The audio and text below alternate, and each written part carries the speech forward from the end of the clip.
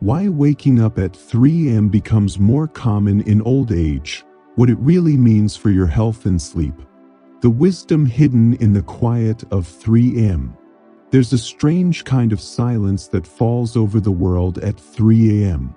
No traffic, no emails, no conversations, just stillness.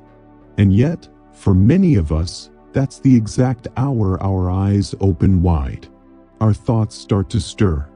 Memories echo. Worries resurface. You lie there in the dark, not sure why you're awake, but deeply aware that something inside you is. You might wonder, is something wrong with me? Why is sleep so elusive now? Why this quiet hour? This hour when the rest of the world seems to sleep so easily. But what if this moment wasn't a problem to solve, but a message to receive? What if waking at 3 a.m. isn't a sign of dysfunction, but a gentle nudge from your body, your soul, to pay attention?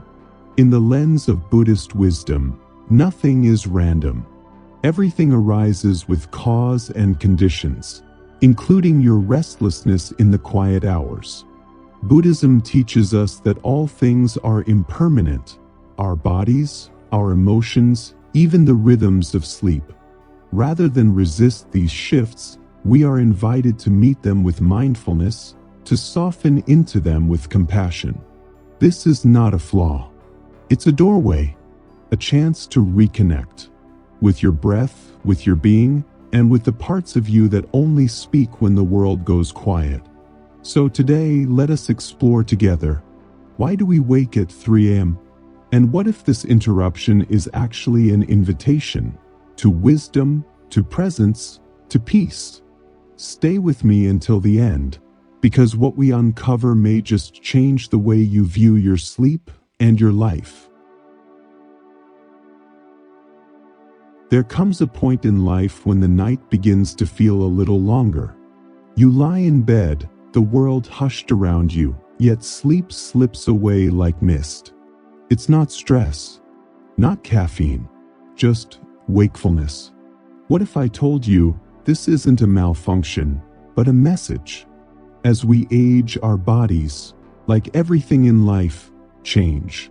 One quiet shift that often goes unnoticed until it unsettles us is the natural decline in melatonin, the hormone that gently guides us into sleep. In our youth, melatonin flowed like a quiet river, rising with the setting sun, cradling us into deep rest. But over the years, that river thins. The rhythm changes. And suddenly, 3 a.m. becomes a familiar hour. For many, this change is met with confusion or frustration. But in Buddhist philosophy, we are reminded, impermanence is not a flaw, it is the nature of life. Just as spring fades into summer, so too do our bodies evolve, inviting us to meet them not with resistance, but with reverence. Consider Harold, a 72-year-old man who once slept like a stone. Then came the restless nights, the early wake-ups, the spiraling thoughts in the dark. He feared something was wrong, until he discovered this shift was natural, expected even. Instead of fighting it, Harold adapted. He dimmed his lights after sunset, stepped away from screens an hour before bed, took gentle evening walks. These weren't fixes. They were acts of mindful cooperation, working with his body, not against it. And slowly, peace returned. Not always in the form of uninterrupted sleep, but in the form of acceptance, a softer, wiser kind of rest. The Buddha taught, pain is inevitable. Suffering is optional. The pain of disrupted sleep may be real, but the suffering comes when we cling to how things used to be. When we stop demanding our body behave as it did decades ago, and instead listen to its new language, we open ourselves to a different kind of healing. So the next time you find yourself awake in the middle of the night, perhaps don't rush to fix it. What is my body trying to teach me right now? Because within that question may lie a quiet doorway, not back to who you were, but forward to who you are becoming. There is a quiet wisdom in the way the body changes with age. But too often, we treat those changes like intrusions, unwelcome guests in the home of our routines.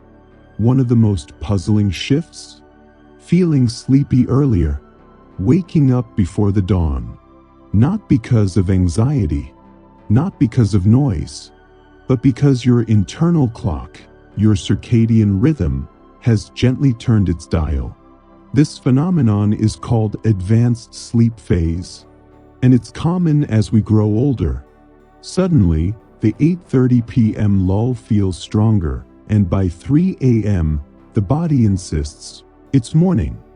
It can feel frustrating, like the world is out of sync with you. But Buddhism teaches us to stop wrestling with the river. Instead, float with it. Learn its new song. As the Buddha said, do not dwell in the past. Do not dream of the future. Concentrate the mind on the present moment.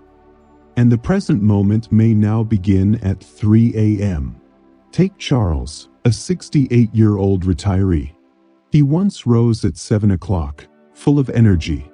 But now, no matter what he tried, he found himself staring at the ceiling before the birds even began to sing. At first, he saw it as brokenness. But over time, he discovered it was simply a new rhythm calling him. So, he made subtle changes. Reading a few pages before bed, taking a walk after dinner, gently delaying sleep without force. He stopped chasing the old rhythm and started dancing with the new one. And in that surrender, he found peace. The truth is, you're not falling apart. You're falling into a different harmony. Not lesser, not broken, just different. Buddhism reminds us, all things are impermanent, and when we resist that truth, we suffer. But when we accept the evolving nature of life, we create space for serenity to bloom, even in unexpected places. So the next time you wake before the sun, instead of asking, why am I up so early? Perhaps ask, what quiet gift is this new hour offering me? Because maybe, just maybe, 3 a.m. isn't a problem to solve. It's a moment to meet with grace. Sometimes, it's not the mind that wakes us at 3 a.m. It's the body. A slight ache in the hip, a dry mouth, the quiet urge to rise and visit the bathroom. Small things, ordinary things, but in the stillness of night, they echo loudly. As we age, our bodies grow more sensitive, more finely attuned to every shift, both inside and out. What once passed unnoticed in our youth now stirs us from sleep. But Buddhism doesn't teach us to label this as failure. Instead, it offers a different lens. Suffering is not what happens to us, it's how we relate to it. Rather than resist the body's whispers, we are invited to listen. To treat each sensation, each interruption as a signal, not a flaw. Meet Ella Lenina. At 76, she had always been a light sleeper. But recently, she began waking around 3:30 a.m., disturbed by thirst or restlessness. She thought it was age catching up, something broken.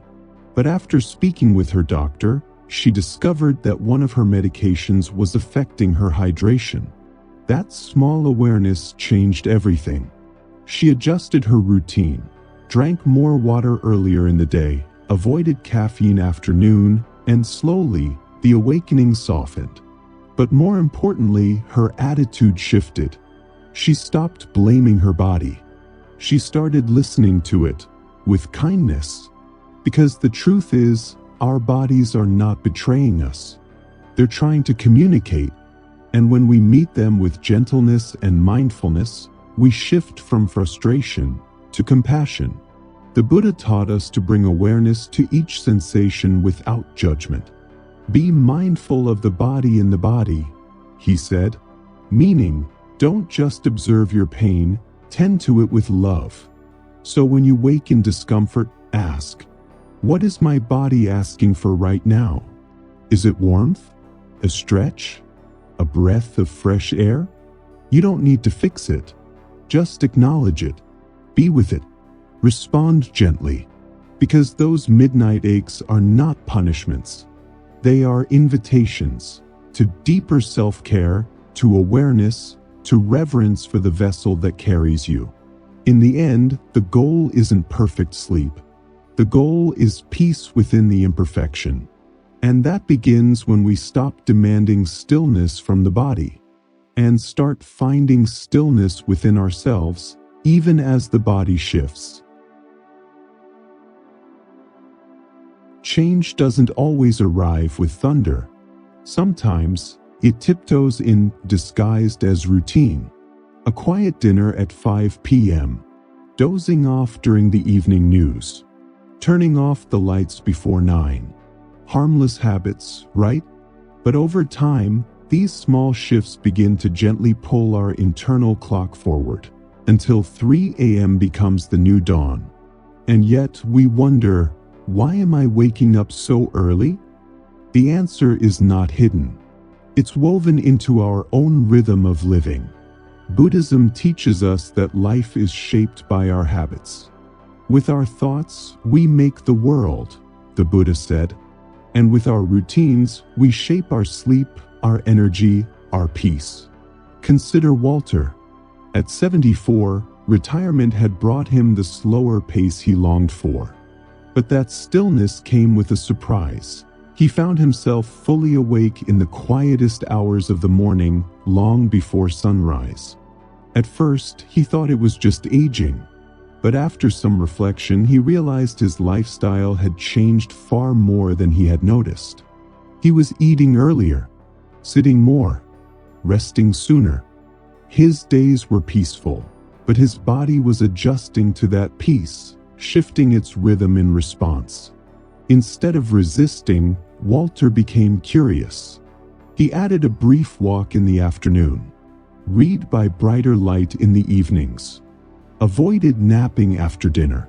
Bit by bit, his sleep cycle began to realign, not to his old life, but to the life he now consciously shaped. This is the power of mindful routine. Not to control time, but to honor it. Not to fight the body, but to work in gentle partnership with it. Our habits are not just actions. They are signals. They tell our bodies when to wind down, when to awaken, when to feel safe.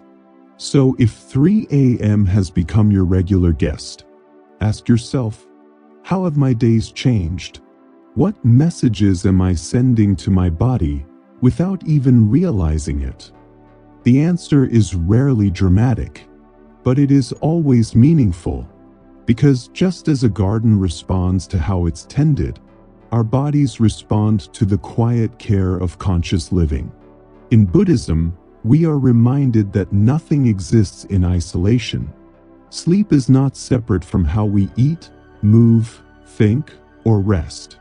Everything is interconnected, and that includes your routines. So begin where you are. Gently, kindly, let your habits reflect the life you wish to live now. Not the one you once had or think you should have.